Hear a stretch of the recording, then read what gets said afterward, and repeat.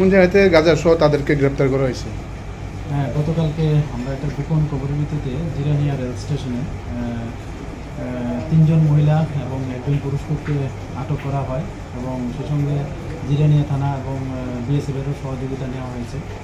তো আমরা যথারীতি আমাদের জিআরপি থানাতে এই নিয়ে একটা এনডিপিএস দ্বারায় মামলা হয়েছে।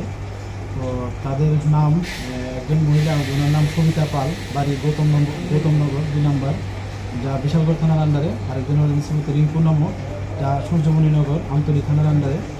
এবং তৃতীয় যিনি হলেন শ্রীমতী মমতা শীল, ওনার বাড়ি গনিয়ামারা বিশালগড় থানার আন্ডারে। আর একজন মিঠুন চক্রবর্তী, একজন ছেলে, ওনার বাড়ি শিলচর আসাম রাজ্যে। তো তাদের কাছ থেকে মোট 3টা ট্রলির মধ্যে 47 কেজি 100 গ্রাম গাঁজা বাজেয়াপ্ত করা হয়েছে।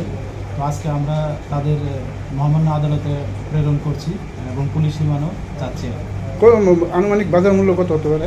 আনুমানিক বাজার মূল্য 47 কেজি, তারা তো বলেছে প্রায় 8,000 টাকা করে কিনেছে।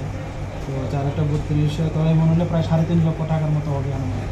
এই গাঁজাগুলি কোন জায়গায় নিয়ে যাওয়ার জন্য তারা তো বলছে যে এগুলি তেলিয়ামুড়া নিয়ে যাবে, কিন্তু আমরা তাদের যে কাছ থেকে যে মোবাইল পাওয়া গেছে, ওই মোবাইলে তাদের যে পিএনের যে রেলের যে টিকিট দেখলাম, ওটা শিলচর পর্যন্ত তারা। তো যদিও আমরা তাদেরকে আবার রিমান্ড নিচ্ছি এবং দফায় দফায় জিজ্ঞাসাবাদও চালানো হচ্ছে। তো আরও দেখবো কি বেরিয়ে আসবে।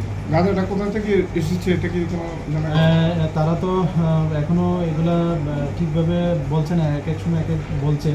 কেউ বলছে যে নিয়ে এসেছে, আবার কেউ বলছে যে কোনো জায়গা থেকে এনেছে, চিনে না তারা। তো আমরা এগুলিও দেখছি, খতিয়ে দেখছি। তাদের মোবাইল আমরা পেয়েছি এবং এগুলি ট্র্যাক করে নিশ্চয়ই আমরা নির্দিষ্ট জায়গাতে পৌঁছতে পারি।